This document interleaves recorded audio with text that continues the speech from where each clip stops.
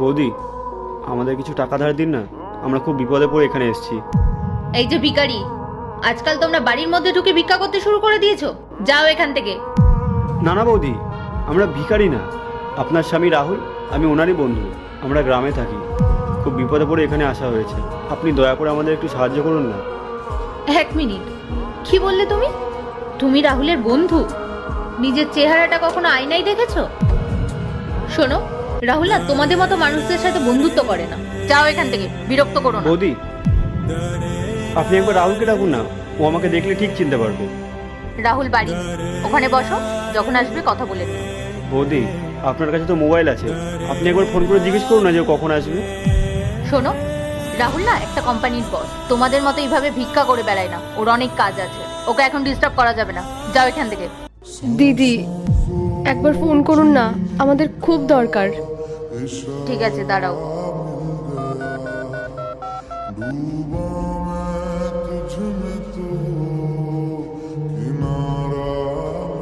হ্যাঁ পূজা, বলো। হ্যাঁ রাহুল, বলছি দুটো ভিখারি এসেছে, বলছে তোমার সাথে দেখা করবে। আমি অনেকবার বলেছি চলে যেতে, কিন্তু কিছুতেই শুনছে না। আবার বলছে ও নাকি তোমার বন্ধু। ভিখারি আমার বন্ধু? নাম কি ওর? নাম কি? গোপাল। গোপাল বলছে। গোপাল? পূজা, তুমি ওদেরকে ভেতরে বসতে বলো, আমি এক্ষুনি যাচ্ছি। ভেতরে? তুমি এটা কি বলছো রাহুল? তোমাকে যেটা বললাম সেটা করো। রাহুল কি বললো? আসো ভেতরে। ঘর নোংরা করবে না।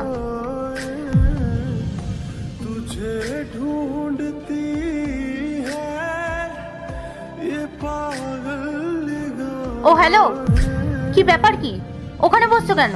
নিচে বসো, তোমাদের জায়গা নিচে।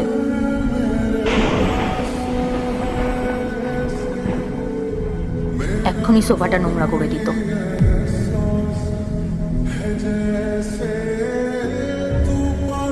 কি ব্যাপার, তোরা নিচে বসে আছিস কেন?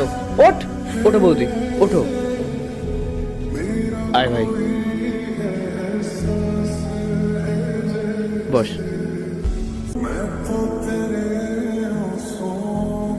তো এতদিন পর বন্ধুর কথা মনে পড়লো? রাহুল, তুই জানিস তোকে দেখে আজকে আমার সত্যি খুব ভালো লাগছে। সাহেবের মতো জামা পরেছিস, আর কত বড় বাড়ি করেছিস, ভালো চাকরিও করছিস। আর জানিস, গ্রামে সবাই তোকে নিয়ে খুব প্রশংসা করে। পার্ট 2 দেখতে সাবস্ক্রাইব করো ভেলকু 78M।